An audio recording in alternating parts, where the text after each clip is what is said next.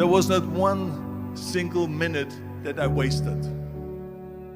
And this is why I'm standing here today. I went to college.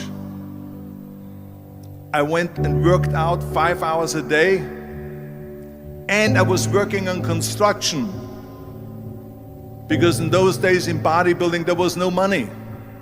I didn't have the money for food supplements or anything. So I had to go to work. So I worked on construction. I went to college. I worked out in the gym, and at night from 8 o'clock at night to 12 midnight, I went to acting class 4 times a week. So I did all of that. With the age of 20, I went to London and I won the Mr. Universe contest as the youngest Mr. Universe ever. And it was because I had a goal. You see, if you don't have a vision of where you go, and if you don't have a goal where you go, you drift around and you never end up anywhere. 74% hate their job in America. The majority of people don't like what they're doing because they're really not doing it because they didn't have a goal and they followed this goal. They just aimlessly drift around, and then all of a sudden there's a job opening, so they get that job because you have to work. But then when you work, it's a chore. It's work. It's not fun. So if you think about, only a quarter of the people really enjoy what they're doing in life. So people always ask me, when they saw me in the gym in the pumping iron days, they say, why is it that you're working out so hard? 5 hours a day, 6 hours a day, and you have always a smile on your face. The others are working out just as hard as you do, and they look sour in the face. Why is that? And I told people all the time, I said, because to me, I'm shooting for a goal. In front of me is the Mr. Universe title. So every rep that I do gets me closer to accomplishing that goal, to make this goal, this vision, turn into reality. Every single set that I do, every repetition, every weight that I lift will get me a step closer to turn this goal into reality. So I couldn't wait to do another 500-pound squat. I couldn't wait to do another 500-pound bench press. I couldn't wait to do another 2,000 reps of sit-ups. I couldn't wait for the next exercise. So let me tell you something, visualizing your goal and going after it makes it fun. You got to have a purpose no matter what you do in life. You got to have a purpose. And Muhammad Ali worked his butt off. And I saw it firsthand. And I remember that there was a sports writer that was there in the gym when he was working out and he was doing sit-ups. And they asked him, how many sit-ups do you do? And he said, I don't start counting until it hurts. Now think about that. He doesn't start counting his sit-ups until he feels pain. That's when he starts counting. That is working hard. And so you can't get around the hard work. It doesn't matter who it is. Work your ass off. There is no magic pill. There is no magic out there. You cannot get around. You have to work and work and work. Make sure of this and make sure of that and all that stuff. So it's work. And it drives me crazy when people say that they don't have enough time to go to the gym for 45 minutes a day and work out.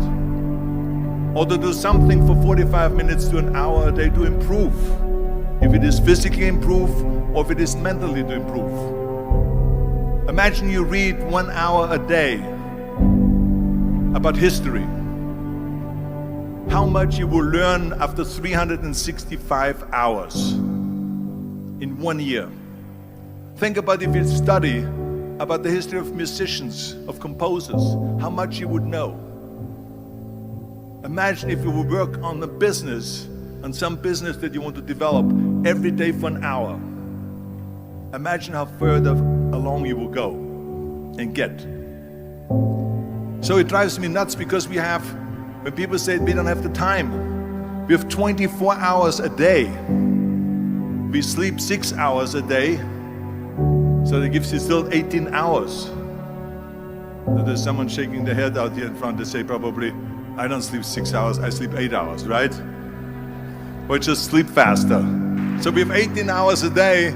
The average person works around 8 to 10 hours. So let's assume it's 10 hours, so we have 8 hours left. Then you travel around an hour a day, maybe 2 hours a day. So now you have still 6 hours left.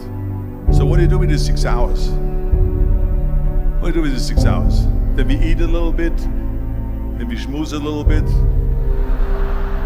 talk a little bit to people and all that stuff. But you can see how much time there is available if you organize your day. So you got to work hard. I hate plan B. And I tell you why.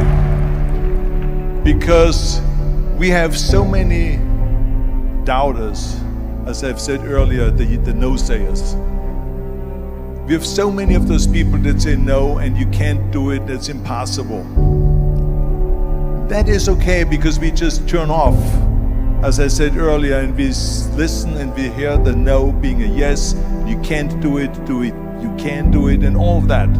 So that is possible to do that amongst all the negative people around you. But when you start doubting yourself, that's very dangerous. Because now what you're basically saying is that if my plan doesn't work, I have a fallback plan, I have a plan B. And that means that you start thinking about plan B, and every thought that you put into plan B, you're taking away now that thought and that energy from plan A.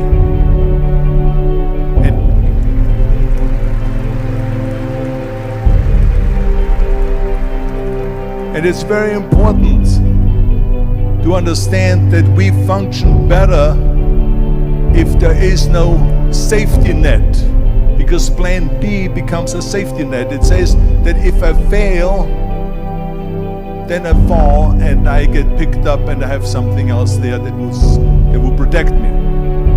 And that's not good, because people perform better when there's no safety net. People perform better in sports and everything else if you don't have a plan B. I'm telling you, I've never ever had a plan B. I say I made a full commitment that I'm gonna go and be a bodybuilding champion. I made a full commitment that I'm gonna be in America. I made a full commitment that I'm gonna get in the show business and I'm going to be a leading man. No matter what it takes, I will do the work.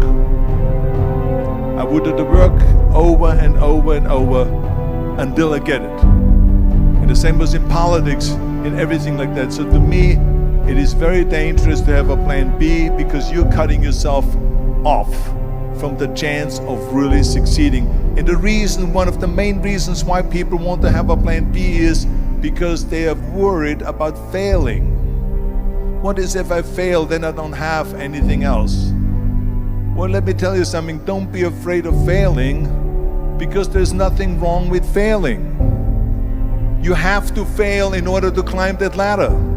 There's no one that doesn't fail. Michael Jordan said in one of his interviews, when they said, "You're unbelievable, you're the greatest basketball player of all times." I mean, tell me about that. And he says, well, you're just mentioning the successes. But he says, for me to become the greatest basketball player, I missed 9,000 shots when I was playing basketball at the NBA games. So during these games that he was so successful, he missed 9,000 shots. Does it make him a failure? No.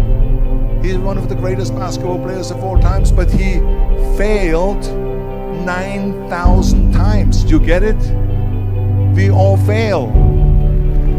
It's okay.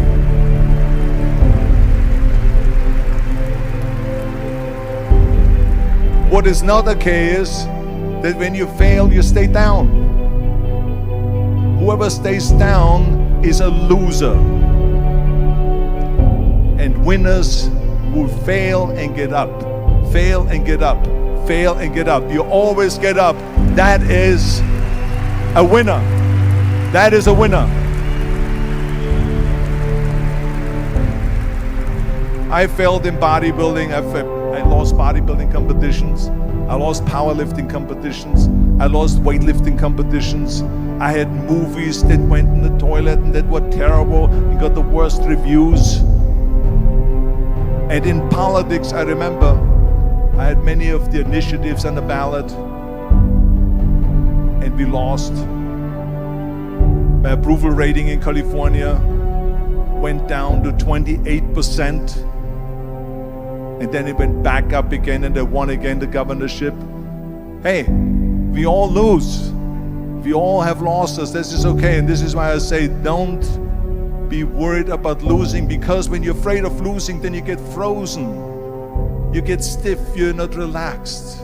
You got to be, in order to perform well in anything, if it's in boxing or if it is on your job or with your thinking, is only happening when you relax. So relax. It's okay to fail.